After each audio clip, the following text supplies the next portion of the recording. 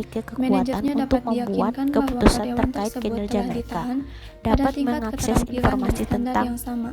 biaya dan Kedua, pendapatan memiliki perusahaan, keragaman budaya dan berarti memiliki memiliki pengetahuan, karyawan pelatihan, yang dan mempelajari pengembangan sesuatu yang tentang budaya diperlukan. negara yang berbeda. Tidak hanya Meningkatkan memperoleh kinerja keterampilan bahasa, organisasi. Ini membantu Organisasi mewujudkan yang ingin keterbukaan meningkatkan lintas kinerjanya budaya. dapat Terakhir, menggunakan mengembangkan kombinasi pemimpin sistem global SDM berarti untuk merotasi mendapatkan karyawan di berbagai tersebut. budaya dan Misalnya, memberi mereka sistem pengalaman pengukuran internasional. kinerja membantu Perusahaan yang melakukan hal terbaik kinerja ini buruk juga meningkatkan memiliki kinerja. kebijakan memberikan Perusahaan dapat intensif menggunakan kepada skema manajer penghargaan untuk membagikan meningkatkan karyawannya kinerja dengan perusahaan unit yang lain. kinerja lebih baik. Mari kita Cenderung lihat lebih dekat berinvestasi apa dalam saja dari praktik ketiga praktik terbaik HRM ini.